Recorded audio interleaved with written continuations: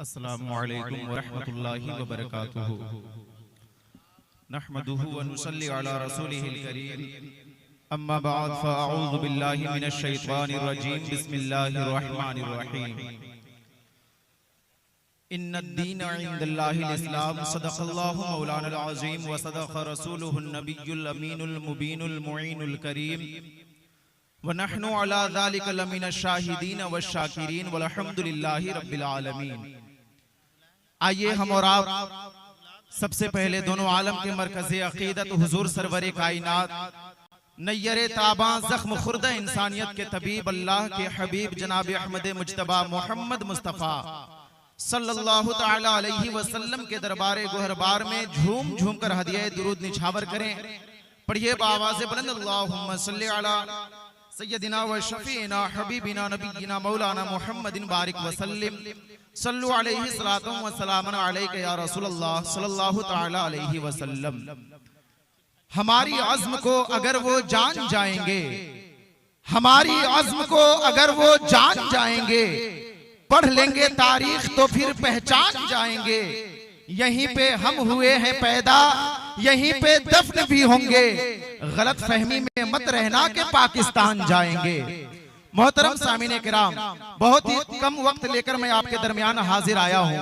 मैं मेंबर नात पर जितने भी उलमा शोरा बैठे हुए हैं, इन तमाम लोगों की दुआओं को लेते हुए बस 5 मिनट आपके दरमियान आपका कीमती वक्त लेने की कोशिश करता हूँ। गुजारिश है कि आप हजरात बागौर मेरी बात को समाअत करेंगे। आज अपने मुल्क का आप माहौल देख रहे हैं। हम जिस हिंदुस्तान में रह रहे हैं, जिस हिंदुस्तान को हमारे हजरत आदम अलैहिस्सलाम से निस्बत है, यानी कि इस हिंदुस्तान में जो सबसे पहला कदम किसी ने रखा तो वो अल्लाह के नबी हजरत आदम अलैहिस्सलाम हैं। वो उनके मानने वाले हम हैं। उन्हीं के हिंदुस्तान में हमें और आपको ये बारहा कहा जाता है कि हिंदुस्तान में रहना है तो प्रूफ दिखाओ, हिंदुस्तान में रहना है तो नागरिकता दिखाओ। तुम हिंदुस्तान के नहीं रहने वाले हो, बल्कि तुम पाकिस्तान चले जाओ। मोहतरम सामीने किराम, मेरा मानना है कि ये बातें वो लोग करते हैं जिन्हें संविधान का इल्म नहीं है, वरना जिन्हें संविधान का इल्म होता वो इस तरह की नादानी नहीं करते। इसलिए कि मैं आज इधर उधर की बातें नहीं करूंगा। मुझे अपने इंडिया के संविधान पे बहुत भरोसा है। मैं आपको ले चलना चाहता हूँ। डॉक्टर भीमराव अंबेडकर ने जब इंडिया का संविधान लिखा तो उन्होंने कितनी अच्छी बातें कही है। आप देखिए उनका आर्टिकल 14 में वो फरमाते हैं, the state shall not deny to any person equality before the law और the equal protection of the law within the territory of India. वो बोलते हैं कि इंडिया में अगर एक तरफ डीएम का बेटा हो और दूसरे तरफ खेत में हल चलाने वाले मजदूर किसान का बेटा हो, भारत के संविधान की नजर में दोनों ही इक्वल हैं, दोनों ही बराबर हैं। अगर दोनों में से कोई एक अपने बाप की तरक्की को देखते हुए किसी गरीब मजदूर किसान को दबाना चाहेगा तो भारत का संविधान इस बात की बिल्कुल इजाजत नहीं देगा। अब मैं पूछना चाहता हूं, वो डॉक्टर भीमराव अंबेडकर जो खुद दलित परिवार से ताल्लुक रखता है, जब भी वो राजपूतों के सामने से गुजरते थे तो उन्हें सैल्यूट मारकर गुजरा करते थे। जब भी वो ब्राह्मण के सामने से गुजरते थे तो वो उन्हें सैल्यूट मारकर गुजरा करते थे। मगर जब वो भारत का संविधान लिखने बैठते हैं तो वो बोलते हैं कि भारत के संविधान की नजर में सबके सब बराबर हैं, कोई अदना कोई आला नहीं, कोई ऊंचा कोई नीचा नहीं। मेरा ईमान बोल रहा है, मेरा अकीदा बोल रहा है कि जरूर उन्होंने भारत का संविधान लिखने से पहले मदीने में आराम फरमाने वाले मुस्तफा के कैरेक्टर को पढ़ा होगा, मदीने में आराम फरमाने वाले मेरे मुस्तफा के हालात जिंदगी पे नजर डाली होगी, तभी तो वो इतनी अच्छी बातें कर रहे हैं। मैं ये बातें इसलिए कर रहा हूँ क्योंकि वो जो बराबरी की बात कर रहे हैं वो इंडिया का संविधान लिखने वक्त कर रहे हैं, लेकिन ये बातें तो मेरे मुस्तफा के कानून में तकरीबन आज से 1450 साल पहले ही दर्शाया गया है और फरमाया गया है। आ गया ऐन लड़ाई में अगर वक्त नमाज किबला रू हो के जमी बोस हुई कौमे हिजाज, एक ही सफ में खड़े हो गए महमूदो अयाज, न कोई बंदा रहा न कोई बंदा नवाज।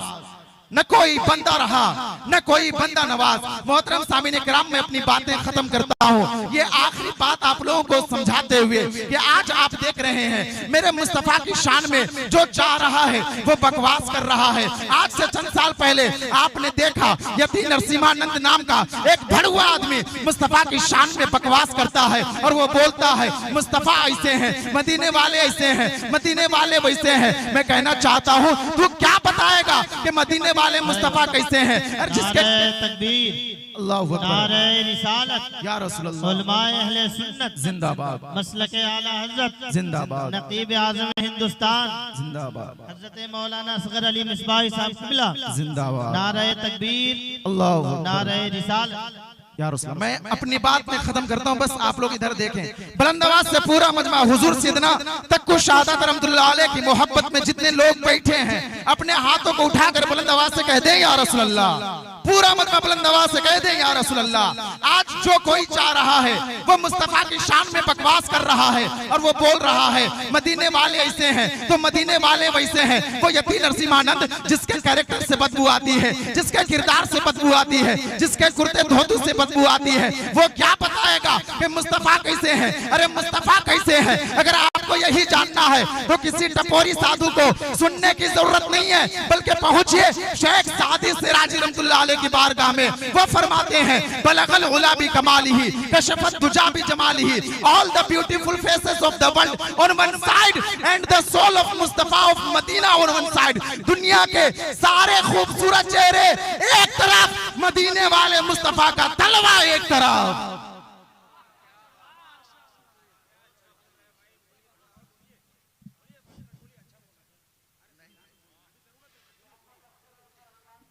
आप हजरात पूरा मजमा चुके देख रहे हैं उलमाए किराम की एक कसीर तादाद यहाँ पे मौजूद है। सभी हजरात बुलंद आवाज से अपने हाथों को उठा लें और हुजूर तक्कु शहादत रहमतुल्लाह अलैह को गवाह बनाते हुए अपने मदीने वाले आका को पुकार करके बुलंद आवाज से कह दीजिए या रसूल अल्लाह। और बुलंद आवाज से कहें ना या रसूल अल्लाह। मैं अपनी बात आखिरी करता हूँ। चूंकि आप देख रहे हैं कि मुल्क हिंदुस्तान का एक अजीम नकीब हजरत मौलाना जमाल अख्तर परावी साहब क़िबला बैठे हुए हैं। इनकी फरमाइश है कि मैं 5 मिनट और बोलो। आप लोग सुनना चाहते हैं? सुनना चाहते हैं? हाथों को उठाए बुलंद आवाज से कह दे या रसूल अल्लाह। मैं आखिरी बात करता हूँ, आप अपने मुकद्दर पे जितना नाज करें वो कम है।